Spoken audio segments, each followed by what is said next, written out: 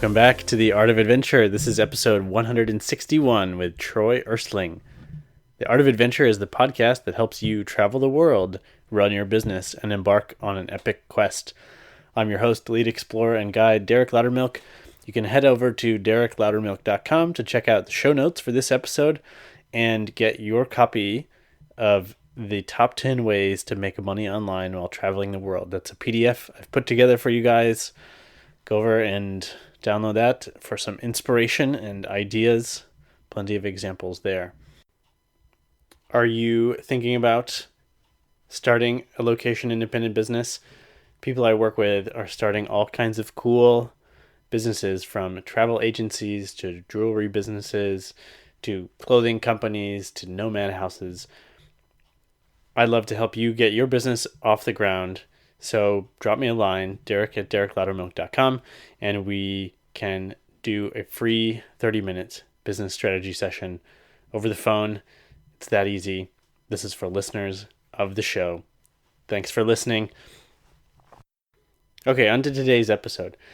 And I'm going to start with a story. So there's one time in high school, I was driving down the street with my friends, and we had the windows open, and we heard these two girls talking, and one of them said to the other one, "You need to get yourself a job." And we, of course, yelled out the window, "Get a job!" And that's what today's show is about. Getting a job, but that's not all. So Troy Erstling, is he an Erstling? I don't know. He has this business called BrainGain, and it's where he gets people jobs in other countries. So Western educated people, internships, contract jobs, or full-time jobs in another part of the world. And here's what's interesting. Places in other parts of the world are looking for people with traditional Western university educations because they bring a totally different mindset. Another great thing is that it's much cheaper to live in parts of the world where he's finding jobs for people. So this is a really cool business model. So Troy's going to tell us how he came up with it, how he was living abroad and made this all happen. This is all very interesting. Another amazing part of this episode happens towards the end, where Troy does freestyle adventure poetry. So make sure you listen all the way to catch that, because it's so crazy and wild, and he's super talented. I know you're really going to love him. So here he is, Troy Erstling. Welcome back to The Art of Adventure. I'm here today with my new friend, Troy Erstling. Welcome to the show. Happy to be here. And let's see, we got introduced through Laden Juracek, I believe, who is the host of the Travel Wisdom podcast. He's been on this show. I've been on his podcast. He's really good about introductions. He's introduced me to lots of interesting people over the years, and I was really excited to meet you and learn about what you're up to. For the listener, Troy is the founder of BrainGain, helps recent grads, mostly from the U.S., find jobs in other countries so they can get experience living abroad and with the work that they might be more responsibilities in those jobs than if they were to take jobs in the U.S. Yep, absolutely. So we help people find jobs outside of their home country, not just limited to the U.S., but we do receive a lot of applicants from the U.S. We've placed people from 20 different countries. So Argentina, Brazil, Tunisia, Chile, Russia, Poland, France. So we've seen a pretty wide spectrum of people who have actually taken the plunge and successfully moved around the world. And we have positions ranging from 3-month internships to, 2+ years of, extended duration contracts with companies.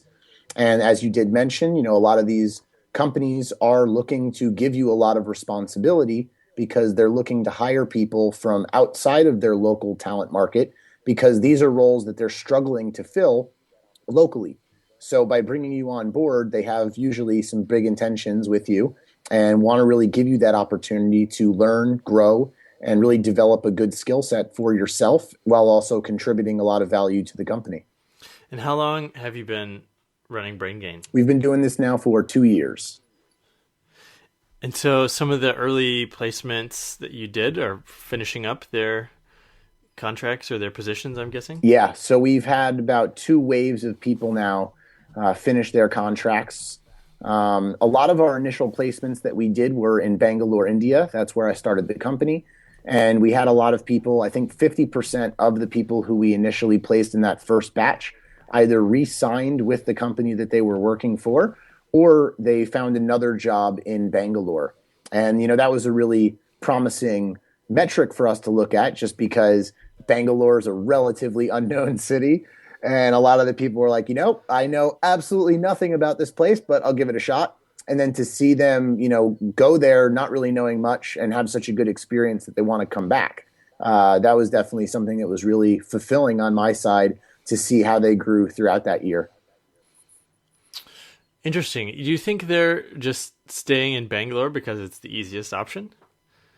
So there's definitely a case to be made for that, absolutely. But at the same time, I think that it was also, Bangalore is a pretty metropolitan city, and it was one of those avenues that really allowed them to live a good Western quality style of life while also keeping their cost of living very low. And on top of that, there's a lot of really good access to entrepreneurship and startups. So I think that growth opportunity was there. It's definitely a mix of the two. Um, Similarly to how people who teach English end up staying in the city that they taught English in for many years at a time. I definitely think that sometimes that lends itself easily to that because that's where you build up your network. That's where you start getting some momentum, and that's where it just makes it easier to make that transition without making such a giant leap in between, so to speak. Yeah. Did you teach English at one point? Yes, I taught English. That was my first job straight out of college. I taught English in Seoul, South Korea, to 7-year-old students. That was Ah, awesome. I was also their music teacher. So taught them like Bob Marley and the Beatles. Good fun. my good friend and roommate in Bali was a English teacher in um, not in Seoul, but in South Korea, in another one of the cities. Name a couple of cities. Busan That, was Busan. yeah, that's That's the got to be it. coastal one on the opposite side of the country. And Nick, he runs this great podcast called Life Athletics. Maybe I should connect you guys. Um, but he is really tall, and these kids would ask him for advice on how to be tall, and he said they took tall classes, which I thought was really really good. Yeah, I'm not very vertically gifted, so that definitely was not a question that I got. So you obviously saw there was a need or a problem that you wanted to solve with BrainGain. How did it come about? How did Yeah, great question. the origin story? So essentially, after teaching English, I knew that I didn't want to continue teaching English as my long-term career goals. I've always been entrepreneurial. I started my first business when I was 10 years old, selling Pokemon cards. So I've always had that in the back of my mind, so to speak, and wanted to just look at where can I transition.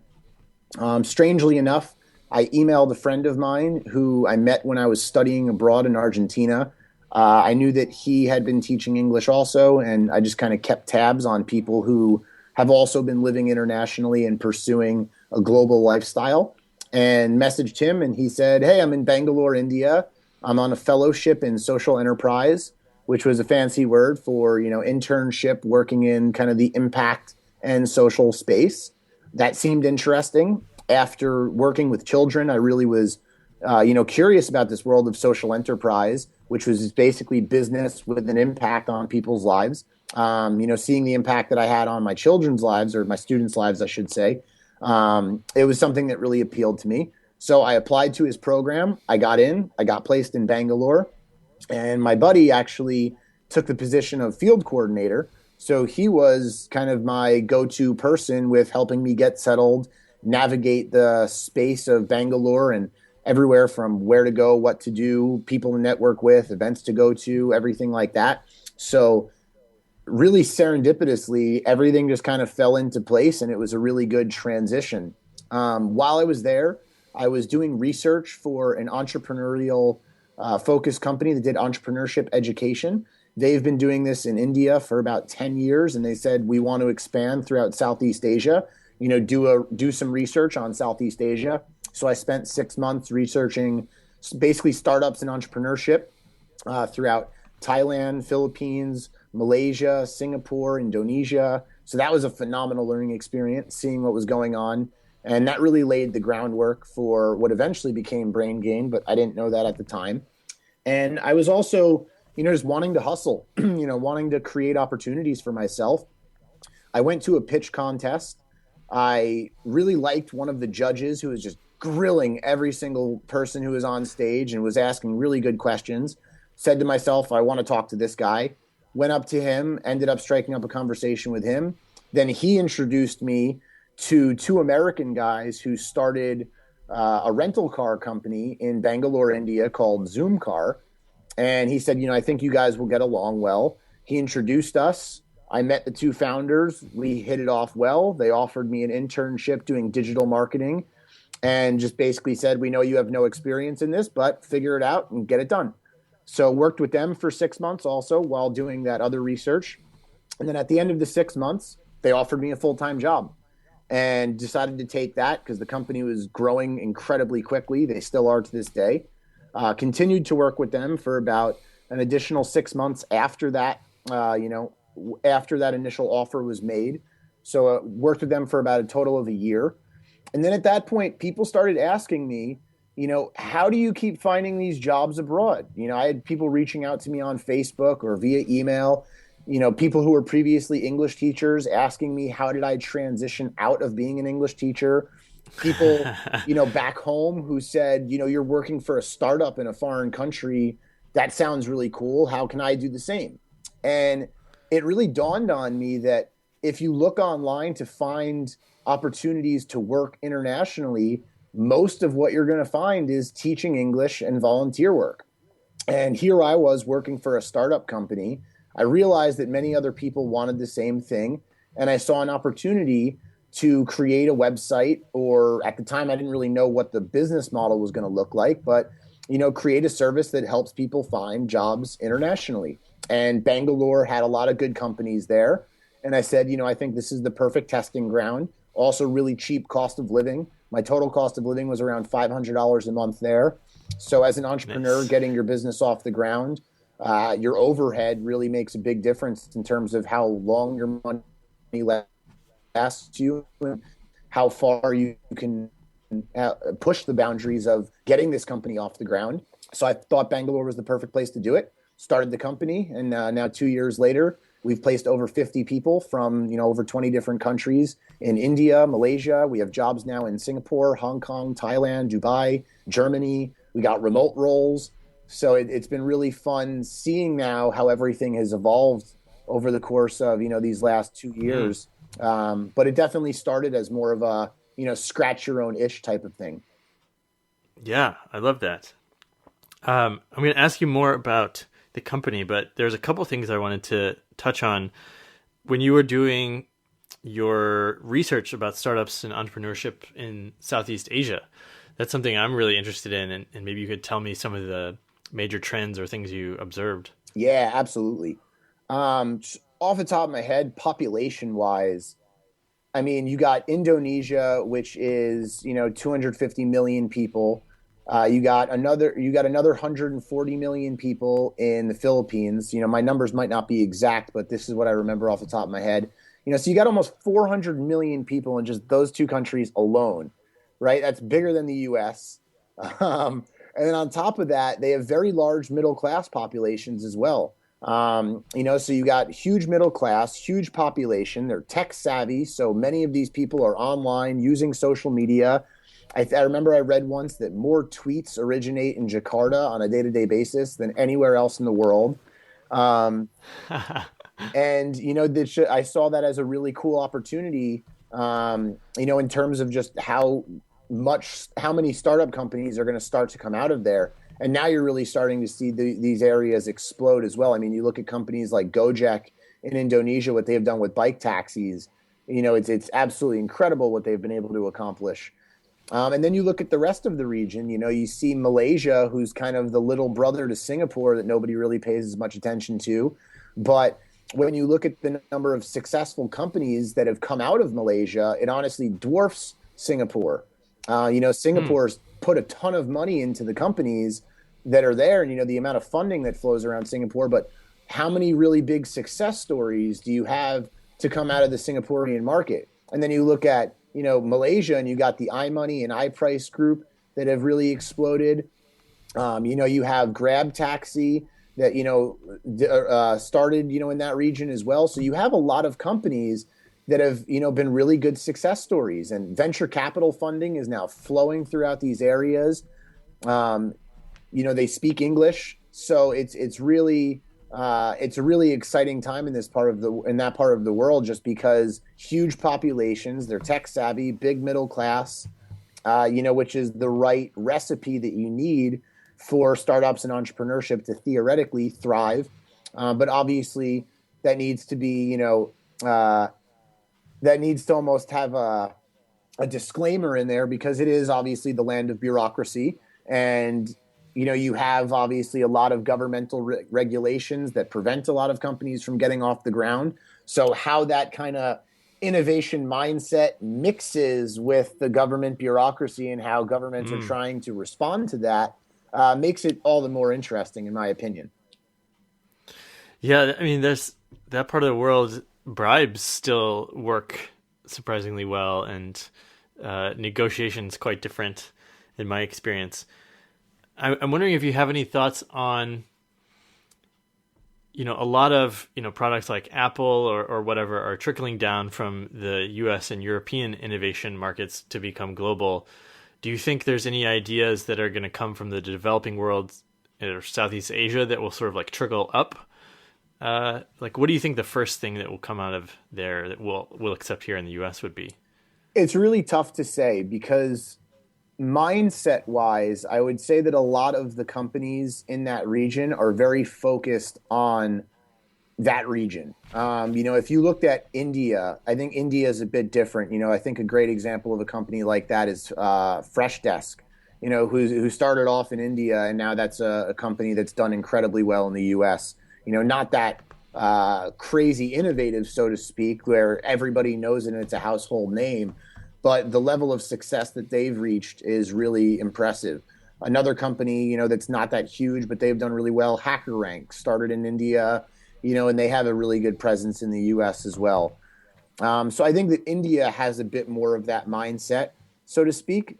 Southeast Asia, from my experience, the companies there are very focused on Southeast Asia, because regionally it's very different moving from country to country. So, I would say companies like Grab Taxi that are competing with Uber, obviously that's more of like an Uber copycat, but they're doing really well in the region because they took more of a localized approach. Gojek is another great example with bike taxis and how they took that local spin to it. So I think that that's more of the types of innovation that I've seen, is that a lot of these companies have struggled to adapt to the local market, and the people who have that understanding of the local market have been better positioned to really make a good play there. Um, so it's really tough to say if there's going to be that trickle up effect. I hope to see it happen. I want to see it happen. I think it's going to be one of those unexpected things that we didn't really see coming. Um, Yeah. I do think that there is a big potential for, blockchain currencies and cryptocurrencies. I think that we're moving closer towards, a widely accepted, I mean, Bitcoin's made some really good strides, but I like to think that there's going to be something that eventually comes out that's more widely adopted and easy to use. No reason to think why that can't come out of somewhere like Southeast Asia, Mm. in response to government bureaucracy, because it's so much of a challenge to transfer money, and digital payments aren't really still big. I think that that area of the world, instead of moving towards credit card payments, I can see someone just disrupting and going straight towards blockchain. Um, so I think that that type of thing could work really well. But long-winded way of saying I don't know. I don't know. Yeah, just come on the show and predict the future for us, so we know where to place our investments. Um, Exactly.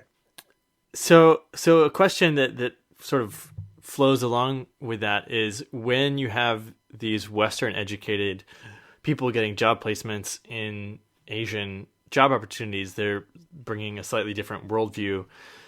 How are they influencing the companies that they become part of? Yeah, great question. So that's really something that the companies are actively looking for is that mindset and that perspective of approaching problems differently. Because especially in Asian education systems, they kind of breed a very homogenous line of thinking. People kind of approach problem solving more or less in the same way. Need a little bit more hand holding sometimes. Obviously, I'm making some wide generalizations, so nobody kill me for this type of thing, right?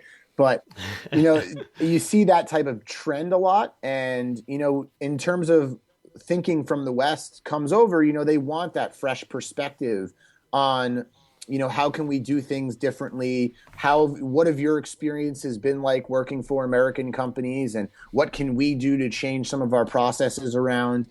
My favorite example of that is we had one guy named Perry who came from USC. It was his first job straight out of school. And, he came on board for like a marketing type of role. But by the end of the year, the guy wore so many different hats that, he was working on so many different areas of the business just because he had a line of thinking that enabled him to really, just teach himself. And that ability to teach yourself and experiment on the fly was something that they did not have an easy time finding locally. And the company loved him and they put him on so many different projects that he was really able to, learn a lot. And then that propelled him into his next position. He's now doing really well.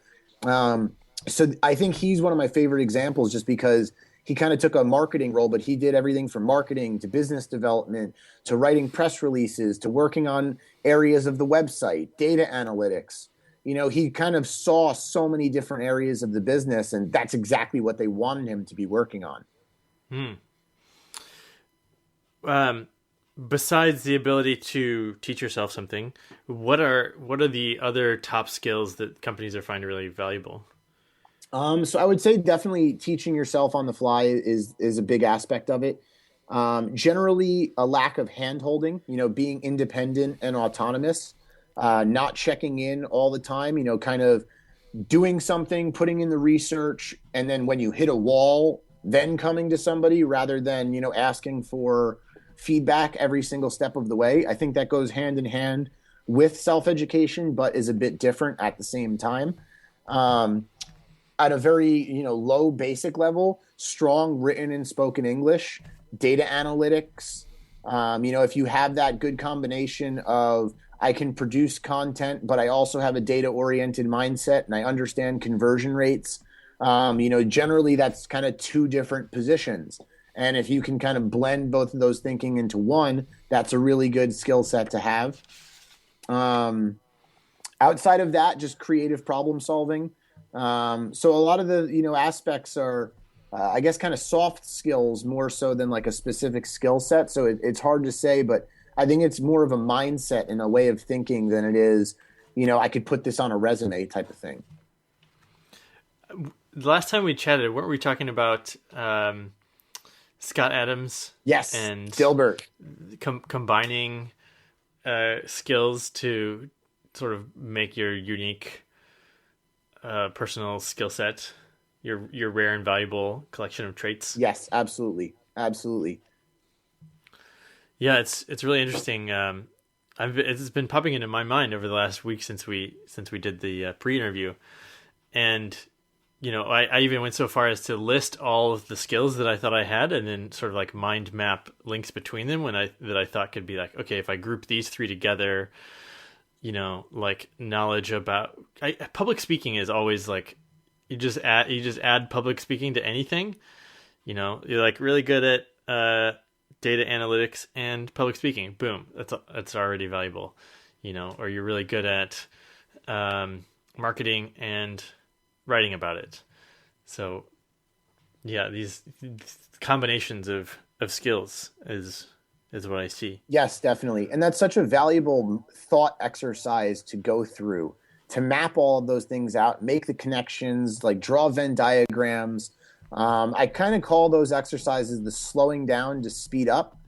Sometimes we're so focused on, maybe getting that next job that we don't actually even think about, um, you know, is this the right job for me? Are there other types of positions that, in the same way that I think that I like this role, maybe there's other roles out there that I would like for the same reasons. And maybe I shouldn't necessarily limit myself to searching for only one type of thing. If I could broaden out my search and if I could find other areas that I might like to do, that might be a really good, area for me to pursue. For example, I see a lot of people get into sales, but and I see a lot of the people who get into sales are kind of the people persons, the people who say, well, I'm good at speaking. I can sell somebody on the phone. I think that I'm a bit charismatic. This is a skill set that I would like to do, but that skill set applies to so many other things. If you wanted to do HR and recruitment, a lot of it is basically selling people on the positions that you have, selling people on the mission of your company, getting more into networking and events. I've seen a lot of salespeople who have been very good at event management because you're dealing with vendors, you're negotiating for getting the best pricing on all of these different, services that are going to need to be a part of that event. You need to find the right speakers to come there. So similarly, it's very sales oriented. So I think that sometimes we have a tendency to kind of limit the types of jobs that we look for without actually thinking about, hey, you know what? This same reason why I like this role could apply to a lot of other areas. Have I actually considered doing some other types of roles? And what would this look like if it did? And then talking to people who have had these types of positions. And sometimes you also see the downside of that. I've seen people who go into marketing because they like writing. They say, I really enjoy blogging and content writing and coming up with creative copyright for, advertisements and stuff like that. But once you get past that stage, marketing becomes very data oriented, right? It becomes conversion rate optimization and A/B testing and looking at spreadsheets, especially when you're managing, 100 different campaigns if you're working for, a big company, or if you're looking at Google AdWords, for example, right? So for personally, that's when I started to hate marketing because I liked the creative aspect. And then when it became data oriented, I was like, man, screw this. I don't like this. I hate spreadsheets. And then that's when it kind of made me realize, like, okay, maybe I need to start looking at some other areas.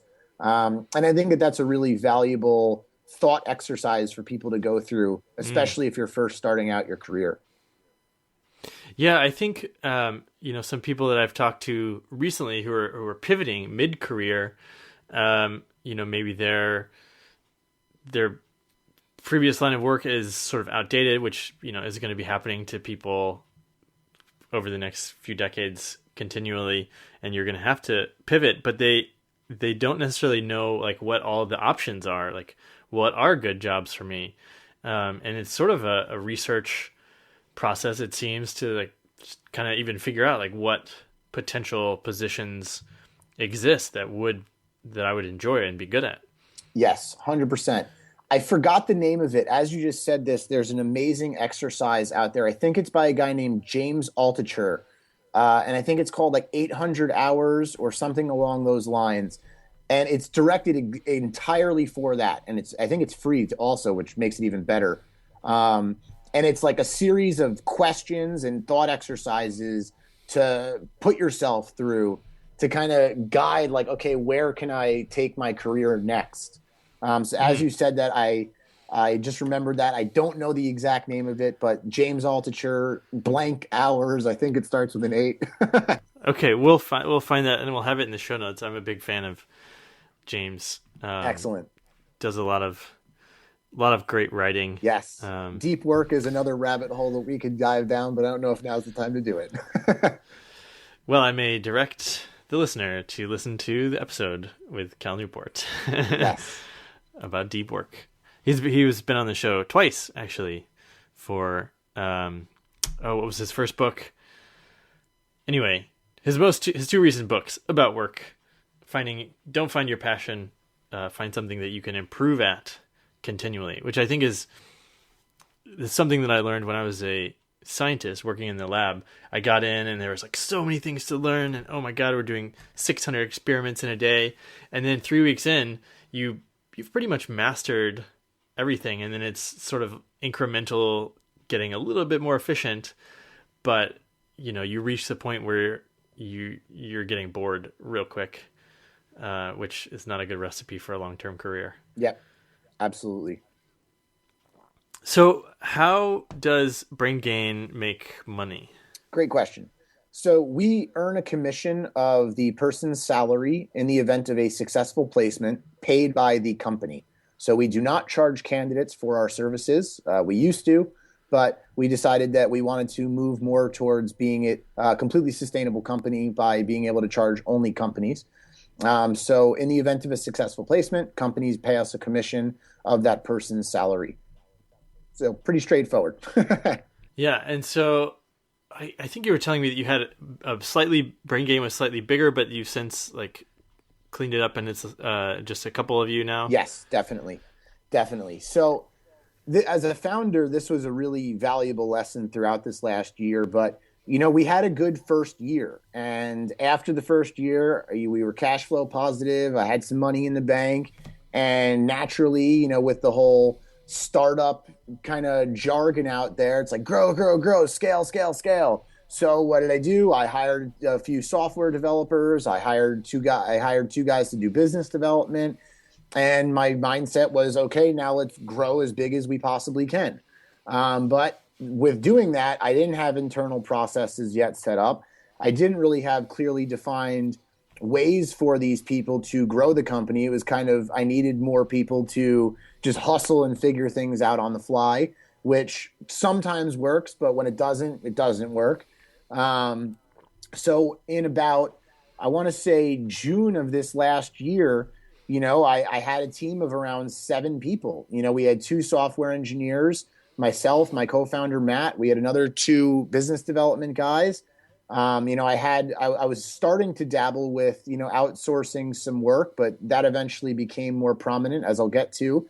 And the people really they were delivering, but they weren't delivering at a rate that was going to really help us grow the company to the level that we wanted to. And that led to me burning through way more cash than we needed to be able to burn through.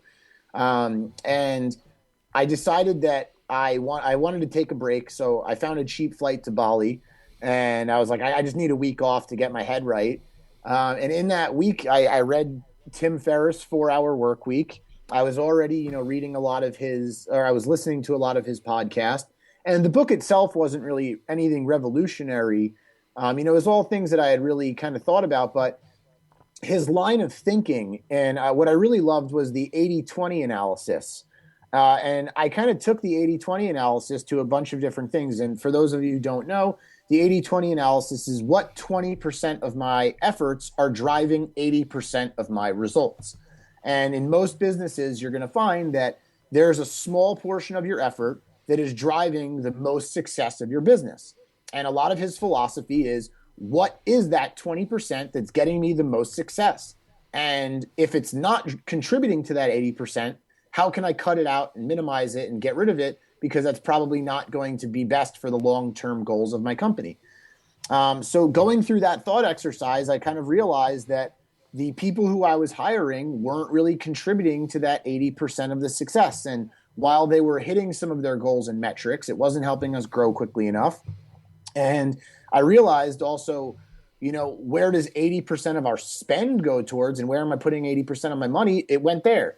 And I said, okay, well, if I need to cut costs and these people aren't really delivering to the extent that I need them to, I might have to look elsewhere. The chapters on outsourcing, I had already started going through that experiment, but I kind of said to myself, well, the jobs that I'm paying people for, I had one guy who was a master's and one guy who was an MBA on my team. And I said, can I outsource their work? And when I went through the thought exercise, turns out I actually could.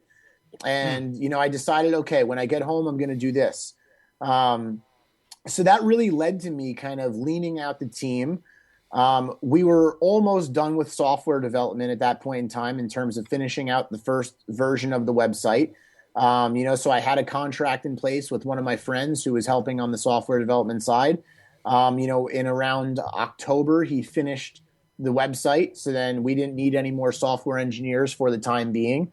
So what was a pretty kind of bloated team, for lack of a better words, we're now back down to two people, and we're making more placements than ever. We have a lower overhead than ever. I've outsourced a lot of my work, and outsourcing is an incredible way to determine or learn about being a good manager, because I kind of take the rule of thumb that if something goes wrong when you outsource it, 90% of the time it's because you did not clearly explain what you wanted enough, or you didn't clearly explain it well enough. And when I look back, when I started realizing this, when I look back throughout the year, when I look back at managing my employees, was it actually their fault, or do I have to hold myself accountable because I didn't give them clear enough directions? I didn't set expectations clearly enough. And when you outsource things, you have to do things at a very, very, very granular level so that anybody can read this and there is not any hint of ambiguity, because if there is any ambiguity, they're going to find it and it's somehow going to manifest itself. So that was a really powerful learning, not just in reducing my overall team size and our overhead, but also how to become a more effective manager. And it's really changed the way that I work, really changed the way that I set expectations and write instructions for people. I've become a huge fan of documenting every single thing possible. So that was a really powerful journey, and we're definitely going to continue along that route. And that also made it so that I didn't have to go raise venture capital funding, which is a huge distraction in my opinion. And that was probably the biggest benefit, was that we became profitable. We became profitable again. We made more placements with less people, and I can maintain my freedom without having to bring on VCs and then have to go back into that perpetual scale mindset. So I was a big fan of that as well. Oh, cool. Yeah. And you didn't have any funding to start with? No, we've been entirely bootstrapped the whole way. So I started the company with about $5,000 of my own money.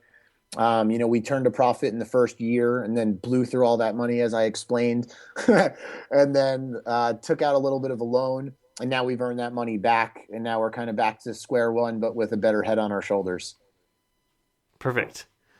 So earlier in the interview, you were talking about that you liked the idea of hustling, and you went to the pitch contest and whatnot. But I think you gave a TED talk about your skills as a what do you call it, a freestyle poet? Yeah. Yeah, I'm just curious if you could talk about some of the other jobs you did hustling, and then freestyle poetry is something I don't really know much about. Yeah, definitely. These are some of my favorite stories. So I kind of have to pinch myself with a lot of these types of things. But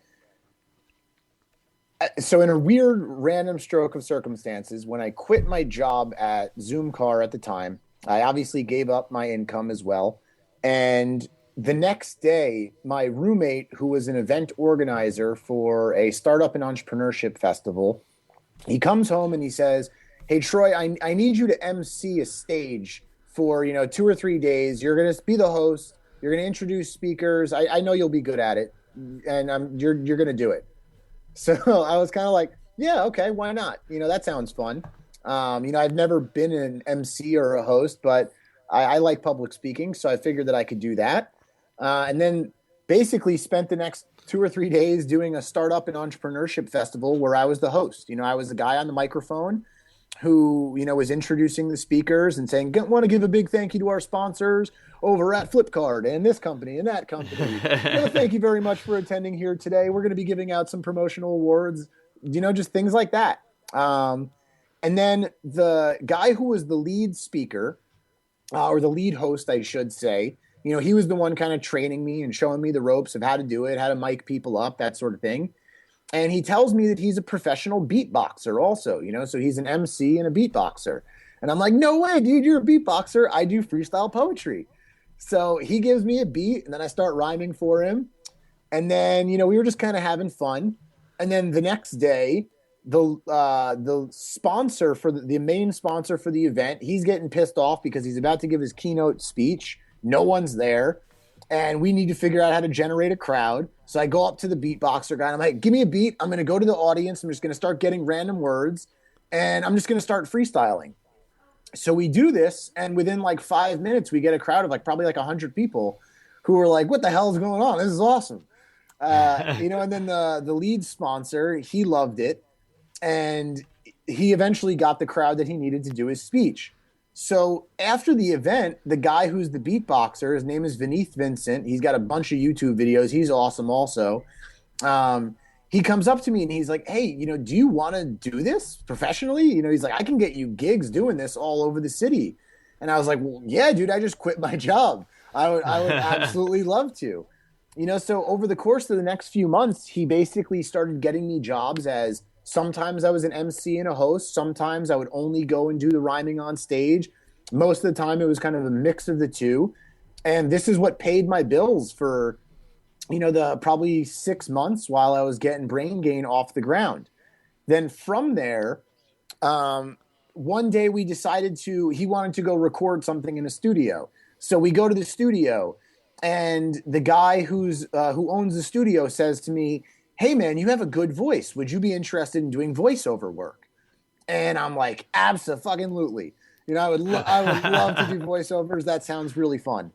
And then the next day, I'm sitting down at a restaurant, and a guy overhears me and my roommate, and he coincidentally knows my roommate and says he's like a 50-year-old British guy. And he goes over to my roommate and he goes, "Hey, I've been meaning to talk to you. Do you got a minute?" And then he says to us, "I've been looking for two Americans to do voiceover acting for an animated film that I'm working on. Any chance you might be interested?" So I'm like, once again, hell yeah. And Wow. he brings us to this guy's studio. The guy puts a cartoon on the computer screen, and he says, "All right, make up some voices, figure it out." So me and my roommate, we completely freestyle it and we wing it. And he plays one character, I play the other, and we immediately get the job. Now I start getting gigs to become a voice actor. And I ended up doing we had one YouTube series where I did voice acting for, and I played like a handful of different characters.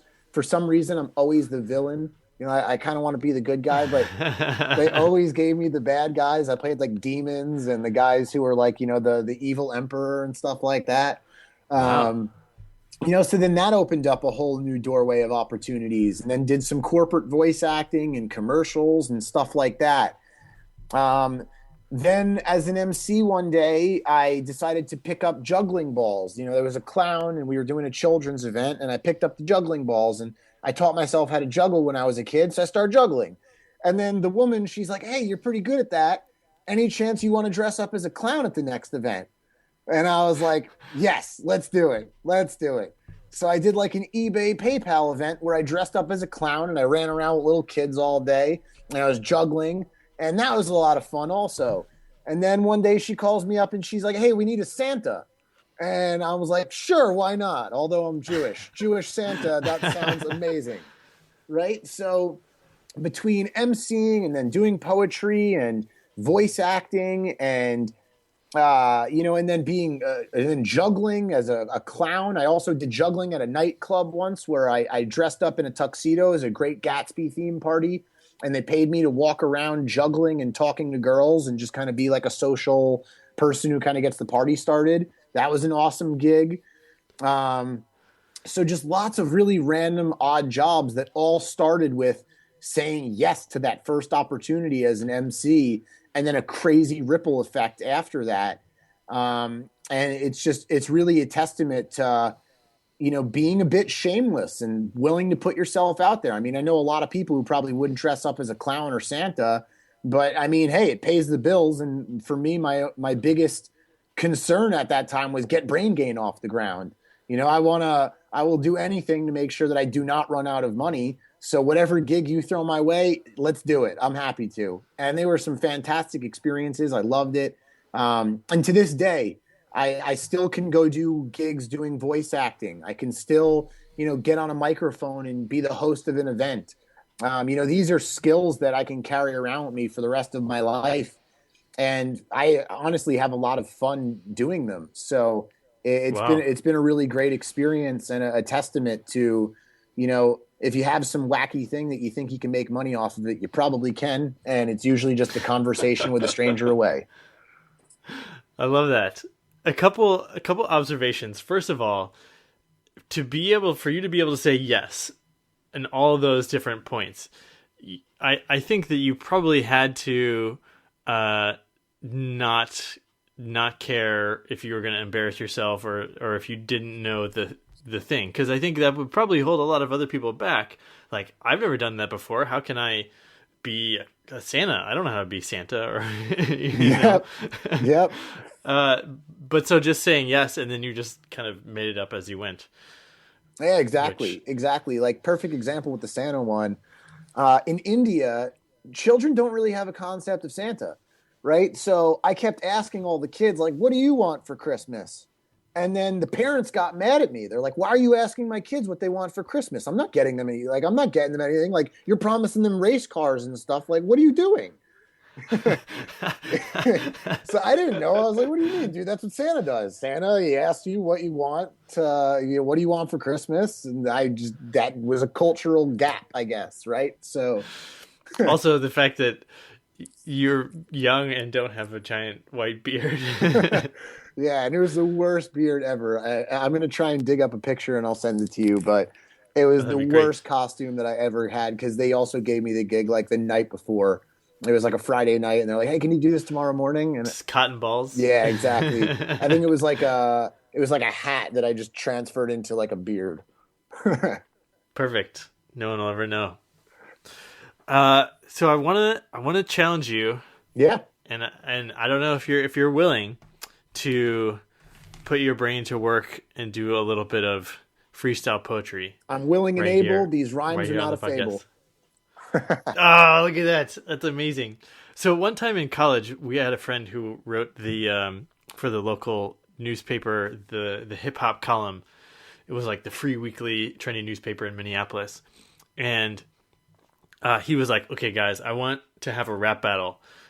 Everyone on the cross country team, I want you to learn to rap, and we're gonna have a real freestyle live rap battle." And so we spent weeks learning to write rhymes, and like we all had a rhyming dictionary in our back pocket, and it was actually really fun. And it turned out, that we actually got quite good, and then we all immediately forgot all of our skills afterwards. So I don't know if I will join you, but let's just yeah. I'm just gonna turn it over to you. And what do you need from me? A word suggestion? Yeah, just give me any word that you want. All right. Well, adventure. Perfect. Adventure is always a part of the venture that I choose each and every single day. I choose adventure with my mind because it's a form of allowing me to play. It gives me flexibility in the ways that I can construct my day, and then I can say to myself, man, I'm having some good fun today. And each and every time, it's a part of my philosophy as I rhyme, because I just want to take these adventurous spirits with me. And as I climb up mountains and see shores, I'll never get bored because my rhymes are always with me and it's never a chore. Oh my gosh, that's so good. That's so good. I'm proud of that. I, That one felt nice. that was really good. Yeah, that's our new theme poem. Whew. Gosh, it's such a rush. Yeah, it is. The other I'm day, flushed right now. yeah, I know that's great. Maybe we should have done that at the beginning. The other day we made this video to promote an event. We're putting on a dance for charity. One of the things we like to do is put on events so we can raise money for charity.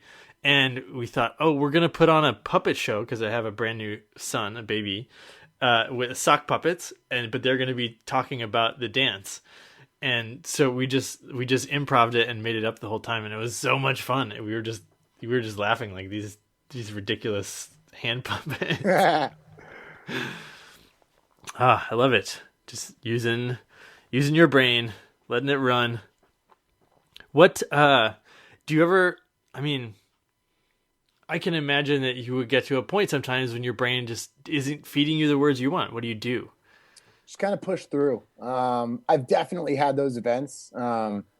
The guy Vineeth and I, whenever we would do events, he would kind of give me a score, so to speak. Some days were better than others. Um, but you kind of just you keep pushing through. There were times where it was a bit slow to start.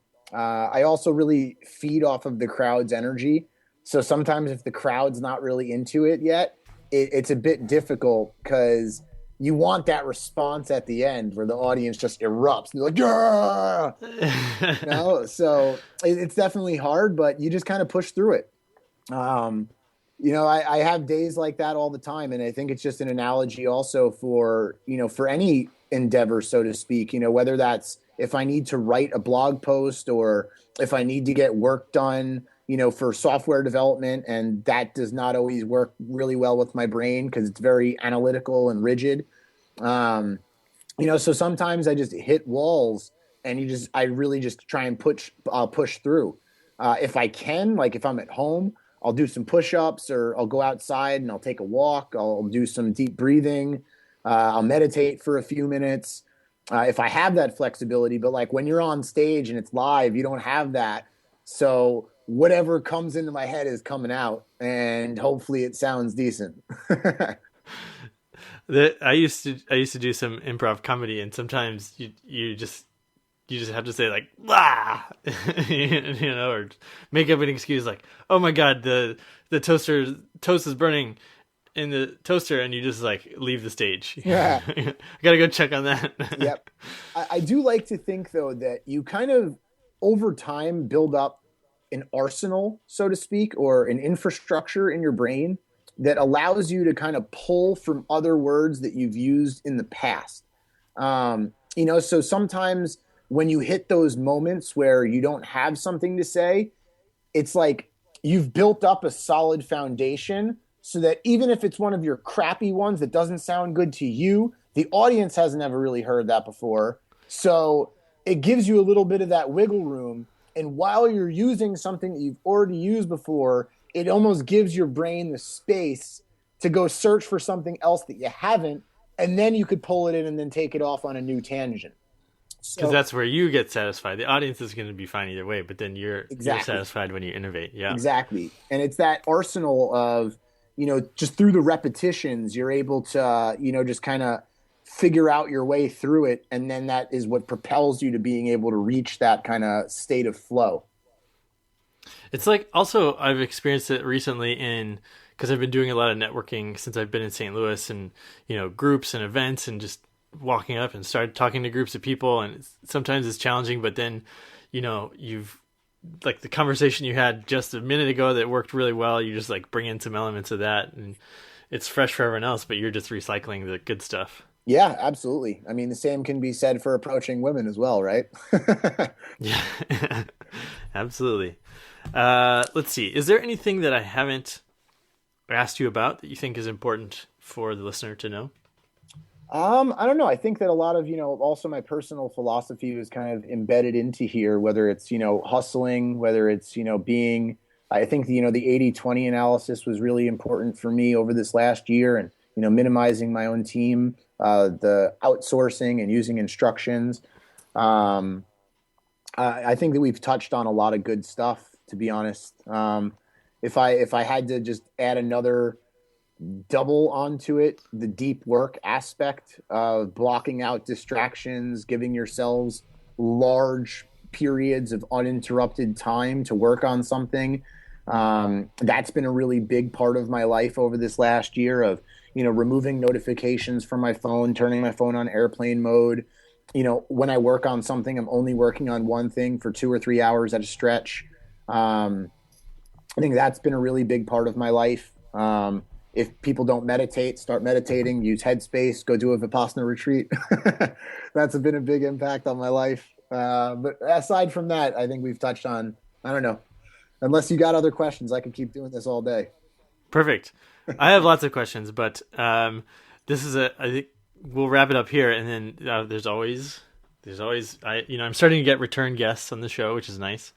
So, as people's business progresses and stuff, it's cool to bring people back.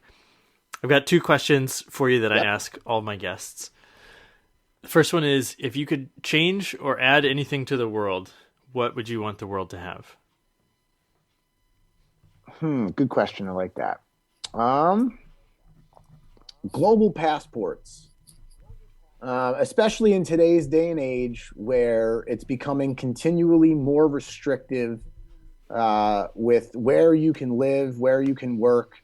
I'm very grateful that I'm an American citizen and that my passport allows me to go to the vast majority of the world on a tourist visa.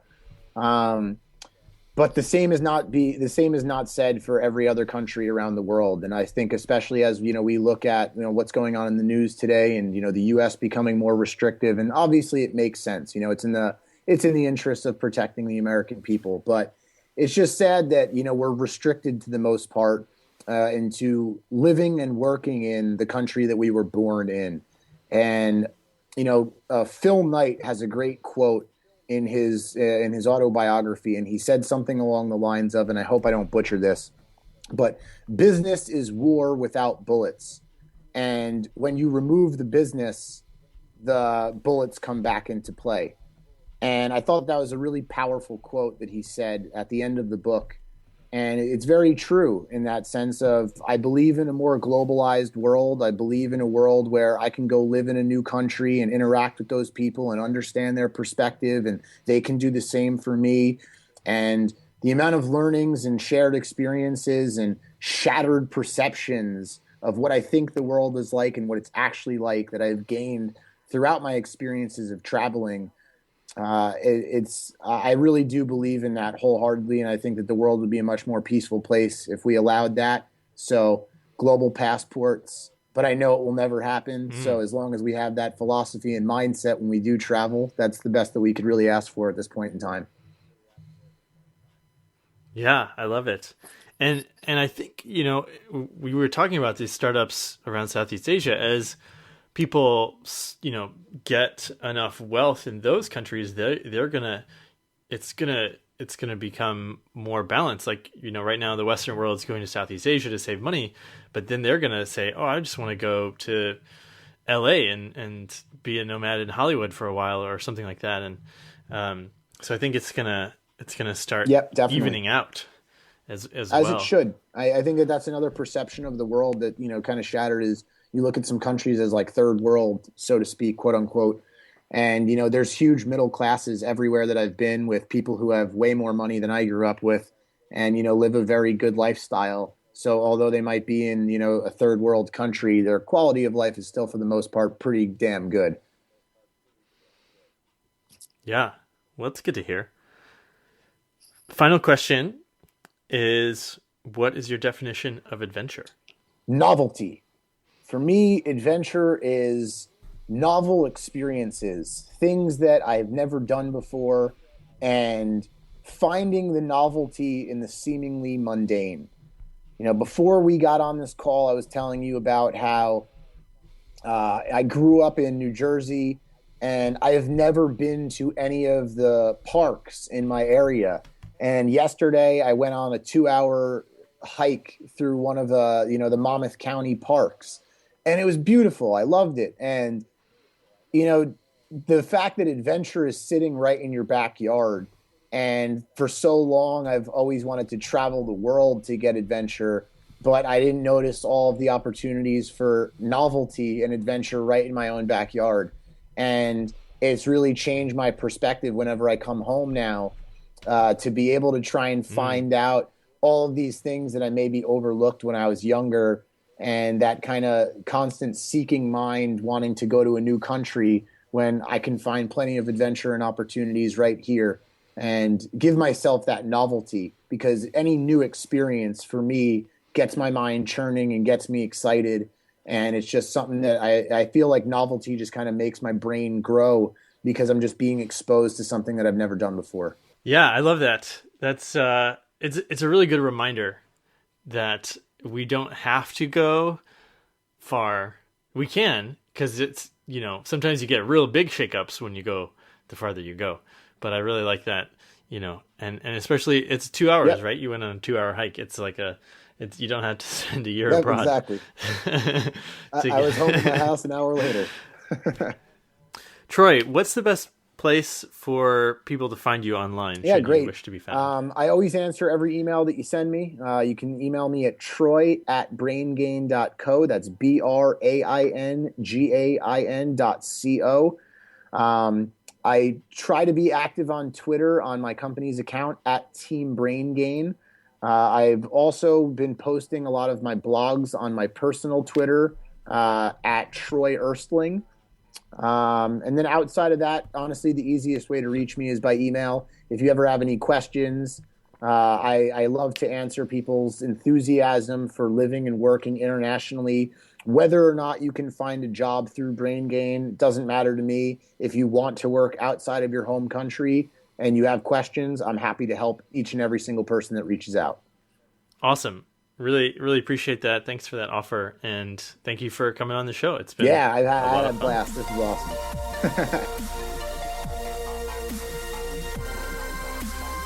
All right, another good episode with Troy Erstling. As you've probably seen by now, there are a million different ways to travel the world and make money doing it.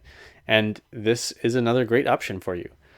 And I don't think Troy would mind me saying, I know that he's expanding BrainGain. He's expanding his own business. So if you want, go and check out what positions are available over there, because I know it's really popular and he's growing. If you're thinking about starting your own business and not working for someone else, then give me a call and see if coaching is a good fit. It's really, I get so much out of coaching people, and it's very exciting to see what people come up with.